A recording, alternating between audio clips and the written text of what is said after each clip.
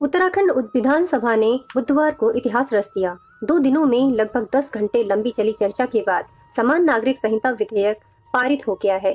इसके साथ ही स्वतंत्र भारत में उत्तराखंड पहला ऐसा राज्य बन गया है जिसने संविधान निर्माताओं के समान नागरिक संहिता के लिए देखे गए स्वप्न को धरातल पर उतारने की दिशा में मजबूती से कदम बढ़ाए हैं।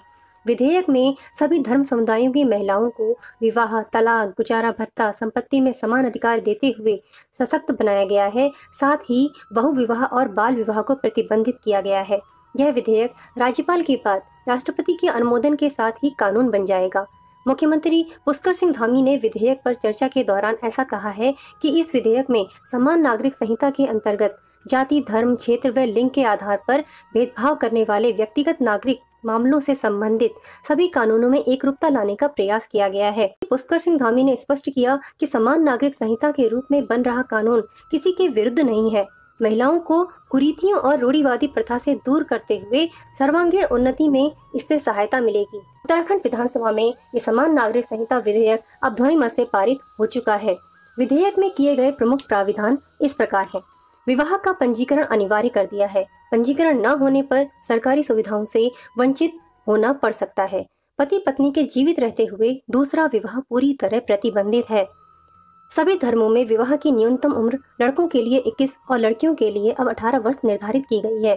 वैवाहिक दंपत्ति में यदि कोई एक व्यक्ति बिना दूसरे पक्ष की सहमति के अपना धर्म परिवर्तन करता है तो दूसरे पक्ष को उस व्यक्ति से तलाक लेने और गुजारा भत्ता लेने का पूरा अधिकार होगा।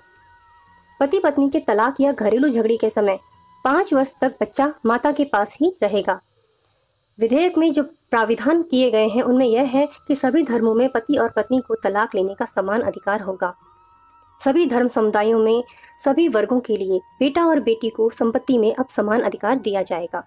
मुस्लिम समुदाय में प्रचलित हलाला और इद्दत की प्रथा, इस पर पूर्णतया रोक लगा दी गई है। संपत्ति में अधिकार के लिए जायज और नाजायज बच्चों में कोई भी भेद नहीं किया जाएगा। अब नाजायज बच्चों को भी उस संपत्ति की जैविक संतान ही माना जाएगा। किसी व्यक्ति की मृत्यु के पश्चात उसकी संपत्ति में उसकी पत्नी व बच्चों को समान अधिकार दिया गया है अभी तक, लेकिन अब उसके माता पिता का भी उसकी संपत्ति पर समान अधिकार होगा। किसी महिला के गर्भ में पल रहे बच्चे के संपत्ति में अधिकार को अब संरक्षित किया जाएगा।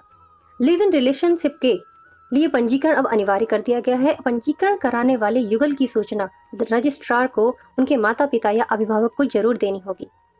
लिव इन के दौरान पैदा हुआ बच्चों को उस युगल का जायज बच्चा माना जाएगा और उस बच्चे को जैविक संतान के सभी अधिकार प्राप्त होंगे।